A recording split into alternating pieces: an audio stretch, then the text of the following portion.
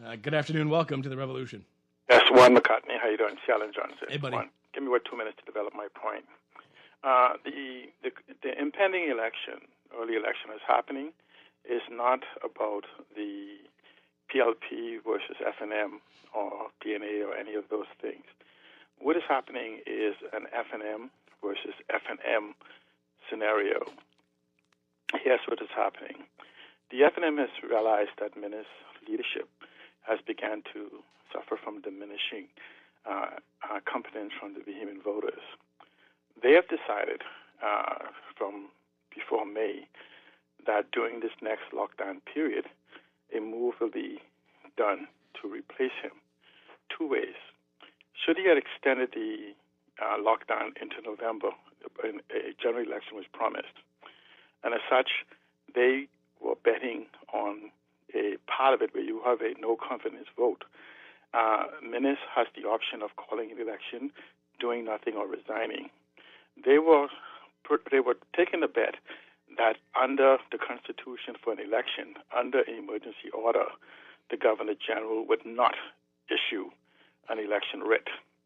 So what Dr. Minnis did this time was to ask for a shorter period of the lockdown, which was 90 days, knowing immediately after the budget debate that he was going to close down Parliament. So in essence, what happens now is that Minnis is between a rock and a hard place, because if he doesn't call an election, he serves up a high possibility that a move will be made to replace him as leader of the FNM.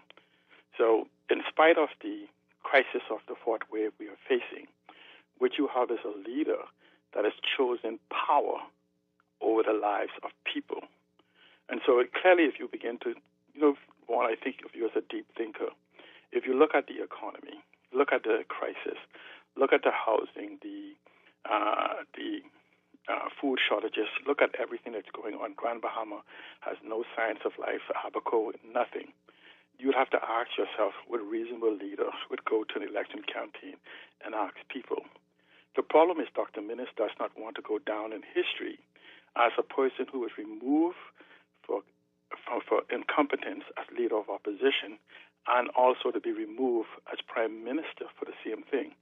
So he's taking the bet that the people will remove him and he will save face from the dual incompetence designation. And so this is not about the people right now. If it was, and his plans, have you heard anything from the Economic Recovery Committee? Have you heard anything about the strategy of opening the economy for the lockdown, post-lockdown?